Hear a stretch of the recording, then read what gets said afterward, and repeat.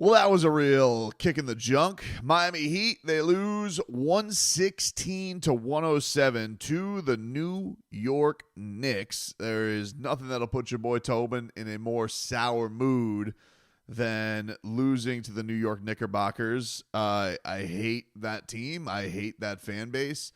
Like rats infesting the upper deck in the Kaseya Center, and the Miami Heat have their patented move in the Kaseya Center, which is the third quarter.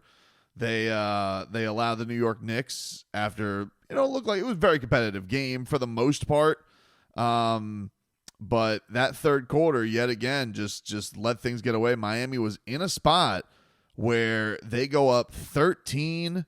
Nikola Jovic gets an offensive rebound on a Jimmy miss three. Tyler finds him for the three. Heat go up double digits. Things are looking good. And just all hell breaks loose. And the Miami Heat let the Knicks get on an 11-0 run. Even Nico comes back and, showed more guts to get to the rim and put up points than the two stars of this team tonight. And as impressive as the young Serbian was in his moments to flash, not nearly enough. You got a 34-point performance tonight from Tyler Herro. He was tremendous. He was efficient. He was 8 of 13 from downtown. Shot diet, I think of what Spo would dream of. 13 of his 20 shots from downtown. He hit 8 of them. He was just talking about this last night. Terry Rozier, his numbers look a lot better than he was. He had a couple of big threes late to get this one into striking range of the Miami Heat. But kept shooting, and it's, you look at this game and you want to talk about the Miami Heat, you got to talk about two things in this game. One is just another ho-hum performance from Jimmy Butler. Like, you're going to look at if you look at his box score, you're like, yeah, he was 6 and 9, 15 points tonight. There was a couple of late dunks when this puppy was over. He was just bleh today. Just a bluff factor. Had it wasn't, all on him. There was a really bad pass to him it was a really bad pass. He missed a corner three, and then Brunson missed a basket, and then Jimmy turned it over right again. It was a bad pass to him, like right in the corner with no space. And that was really where the game swung completely. Dagger would go in. Karl-Anthony Towns would get fouled. They would call timeout. Brunson would come back, get a bucket through everyone. The Heat would be late in the shot clock. Bam would heave up a three out of desperation. It's the only way you can get him to shoot them. We'll get more into him here in a second because he definitely wears the goat horns on today's game. And not the good kind of goat that everybody talks about. I'm talking about in my day, used to be the goat if you blew this game and this game was on you. But, yeah, Jimmy Butler really felt like he cruised through this game.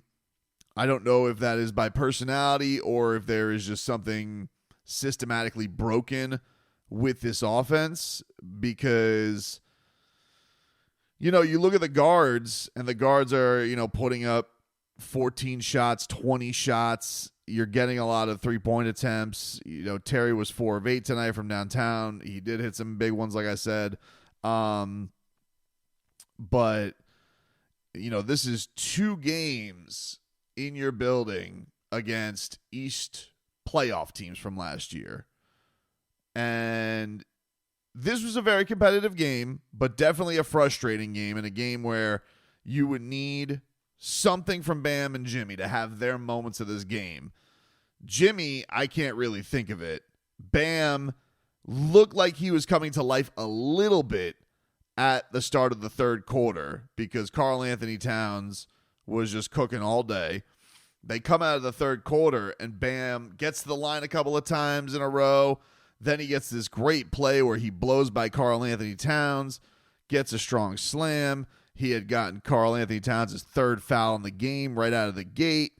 You're figuring, hey, go attack this guy. Let's go. Then he had one possession where he bottled him up, and Herro hit a 3-ball, put Miami up 10. It was right after Bam it looked like he was about to cock up and load the 3, and he didn't. He ended up giving it to Herro, which was unselfish. It led to a Knicks timeout. that ended up going to then Jovic giving Miami its biggest lead of the game. But really would also be the last time we heard from Adebayo the rest of the night, other than when Karl-Anthony Towns was scoring on him. So, yeah, there's concerns. I look, here's the thing. You step back and you could look at this, and I think most people who turn into these recaps know. I always lean optimistic. That's how I like to go. I got to tell you, when you're talking about the regular season, the Miami Heat have been healthy. Okay. This was a Knicks team that, for the most part, comes in healthy today outside of like Precious Achiuwa being hurt. So you have a straight up matchup. You had a game where like you got a nuclear Tyler Herro first half.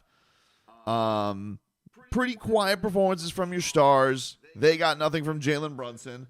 And so it really did feel like which second person on the team, on either team, whoever stepped up coming out of that was going to go and get this game. That's exactly what happened, because you had Tyler Herro dominating the first half along with Karl-Anthony Towns.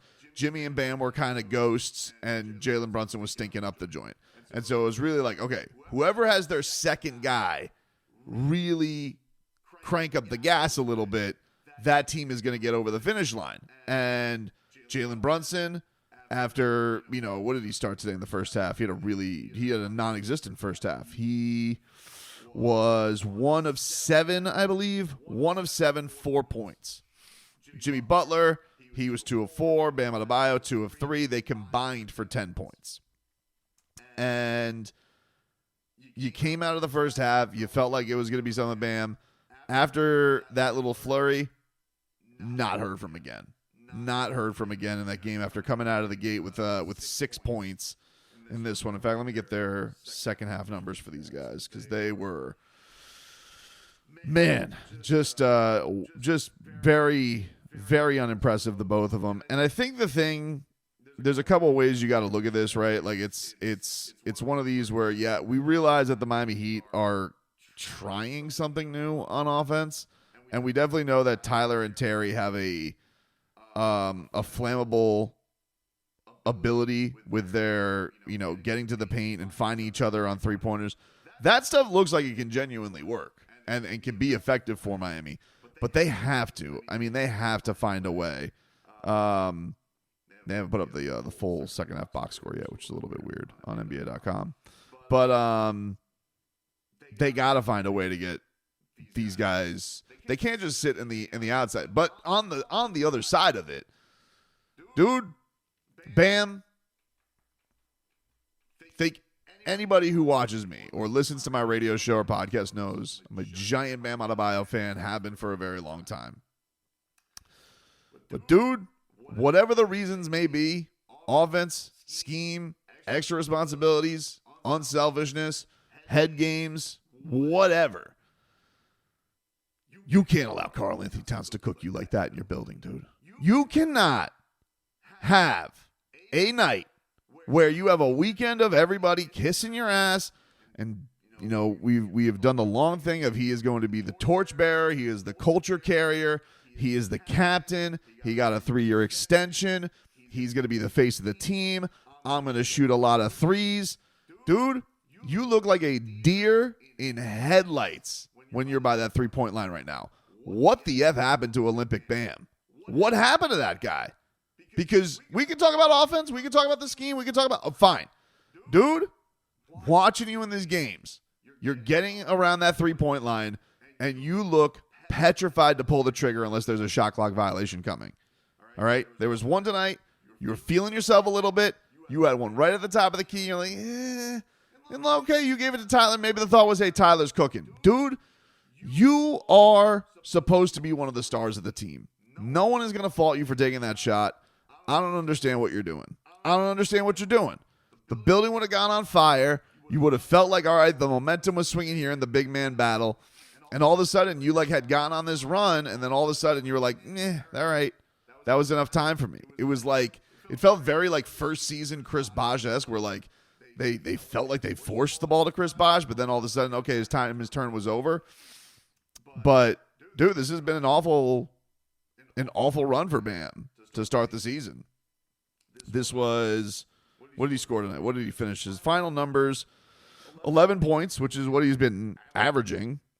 3 of 7, which I think is actually a win on his shooting percentage. He got to the free throw line 6 times.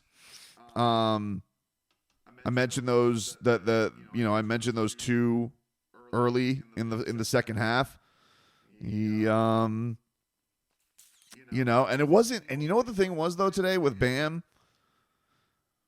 He just it wasn't even just that, okay, you were a no-show on offense, which, okay.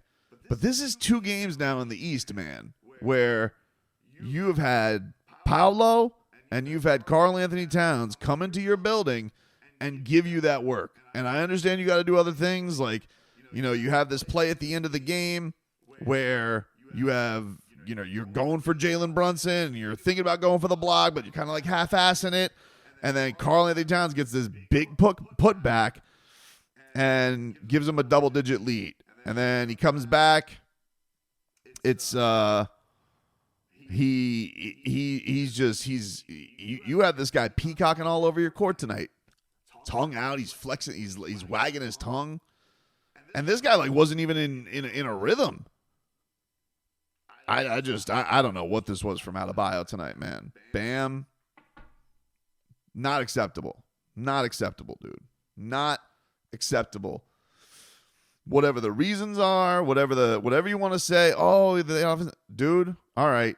I understand that, but even in the moments that were set up there, no, not really a defensive play I can think of where he really made the impact and stopped anybody. Like they had this team head on a swivel today. And it goes to, okay, tonight, once again, Eric Spoelstra is playing Thomas Bryant, and that's nice. It's not even that Thomas Bryant had a bad game. Hell, you want to talk about a guy who's dead red when it's talking about 3-point line. Thomas Bryant ain't missing. Thomas Bryant didn't miss the memo when it comes to, hey, if I get open 3, shoot him. He's doing it. He's doing it. Thomas Bryant is doing it, and you're not. Thomas Bryant's out here trying to put up shots, shine, peacock a little bit. How is it we are 4 games into the season and I have more moments of Thomas Bryant flexing, making impact plays, energy plays? I have not, this feels like Bam sleepwalking through the season. I don't get it.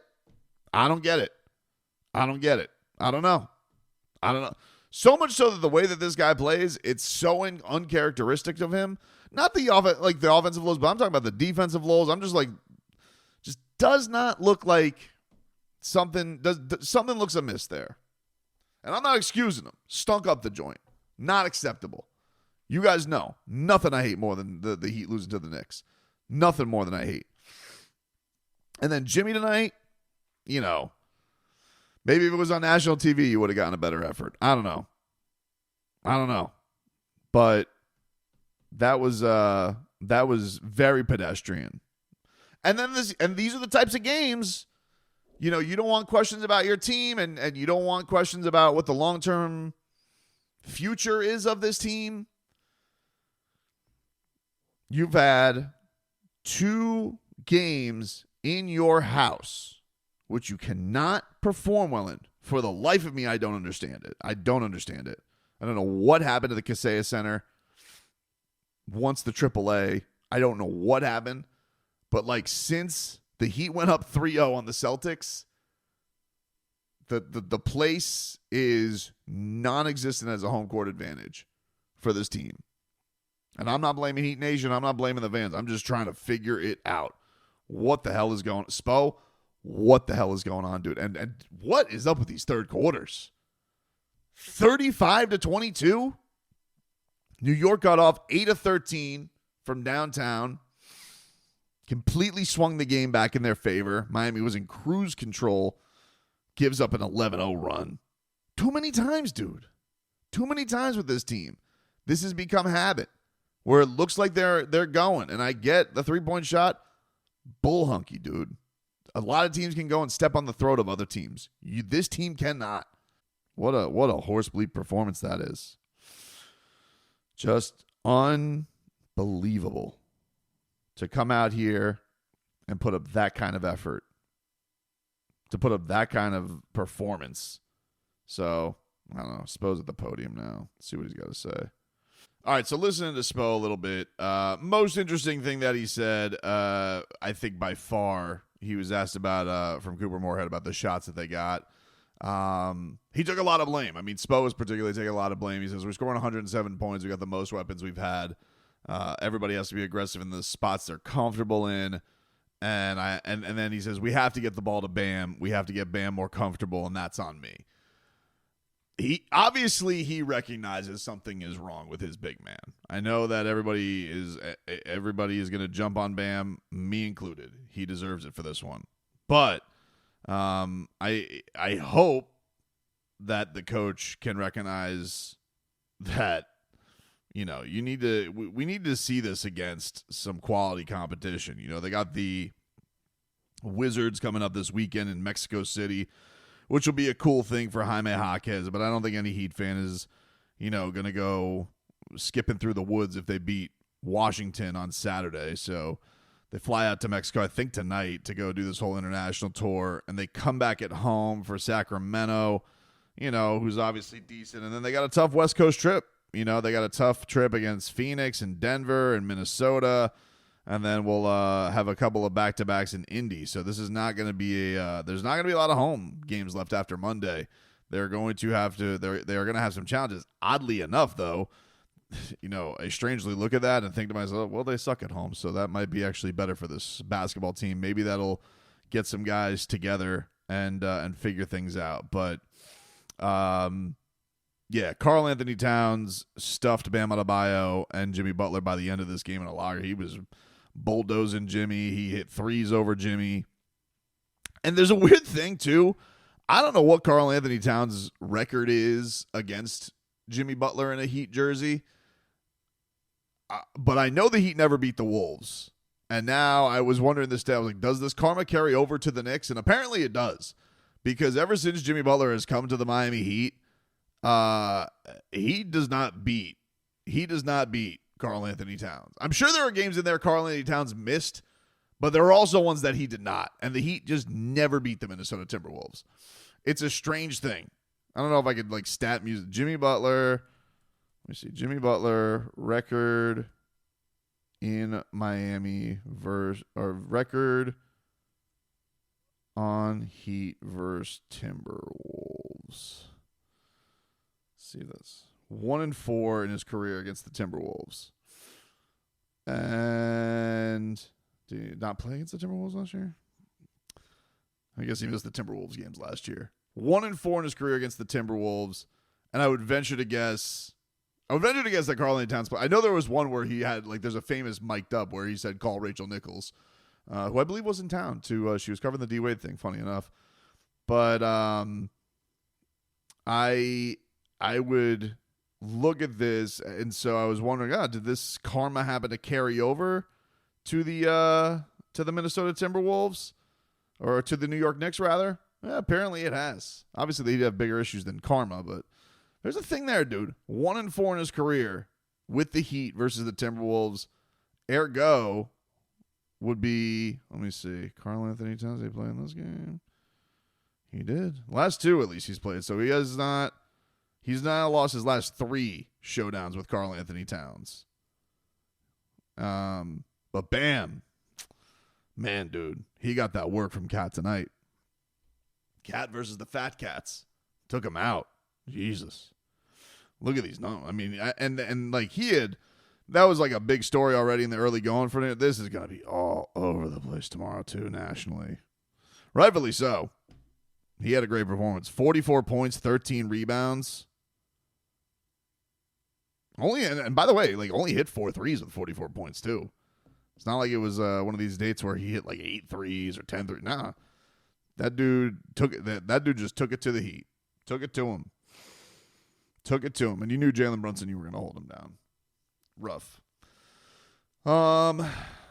Let's see. What else of note tonight? Spo did close with Jovic. I found that to be a little bit interesting. I gotta, dude, it was funny, and I hate to feel this way because he's done, like I said, he's played decent. But when Thomas Bryant got a little bit banged up, it was hard to think about, like, my thought wasn't good that Thomas Bryant gets hurt because that's a sleazy thing to think. I was not thinking that, but my thought was that's the only way Kel'el Ware is going to get into the game. They actually even said it on the broadcast. Like Eric Reed said, well, Kel'el Ware, this might be your opportunity. But Thomas Bryant's cooking right now. He's not letting anybody take him out. Duncan Robinson, he is also in a sneaky funk to start this year. For everybody, Duncan had a tremendous year last year. Nothing from him. The bench was really non-existent tonight. Jaime had a really rough night from the field. Free throws are also a pain in the ass. Like Jaime is 4 of 8 from the free throw line. Like, dude, Jaime, come on, bro. You're not a big. That's not acceptable. What are we doing? Drew Smith had a good first stint. He actually had a really impressive stint against Brunson, where he had a few stops on Brunson, and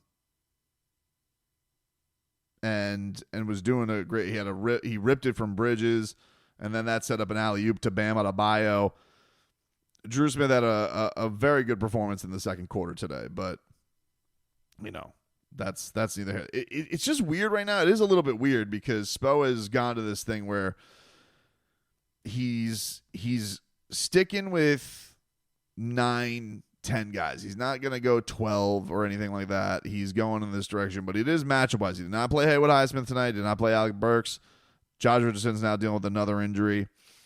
One has to wonder, like, when the point comes where he cracks open the rookies. Pella's a guy who I don't know if he makes a difference tonight, but he's a guy that everybody's intrigued by and feels like his plug and play and can do things. I don't know if they feel like him and Jaime are a little redundant, but, I'm intrigued by that, and obviously we all want to see Kel'el and see what the talent is there. And I just wonder for the Heat, again, I don't want to make this a, hey, when is he going to play Kel'el? Because it's not the reason they lost tonight. The reason they lost tonight is because their stars were simply outplayed by the Knicks, by far. So I don't want to make this a rookie saves the season thing. These are just frustration end-of-video musings that I'm curious about. Like, at what point do the Heat realize, hey, we got to do this? Because they just haven't beaten any teams of substance. And this was a Knicks team that was a little bit wonky coming in. You felt like you had them on the ropes, even with Karl-Anthony Towns having the big performance. And you just needed one of your other 2 guys to step on the gas. Tyler had kind of carried the load. And I'm sorry for Tyler Herro because he was awesome tonight. He deserves his flowers. He's been off to a tremendous start this season. So it just wasn't enough, though. It wasn't enough, and he didn't really have didn't have Bam or Jimmy. Like I said, Terry made some clutch shots there at the end, but not good enough. Not nearly good enough from Bam. Not nearly good enough from Jimmy. And like the message from D Wade at the you get statues from winning, and this team doesn't look like it's in any kind of shape to do real winning so far this season. They've beaten the cute teams. But they haven't beat anybody they're going to actually have a real series with so far.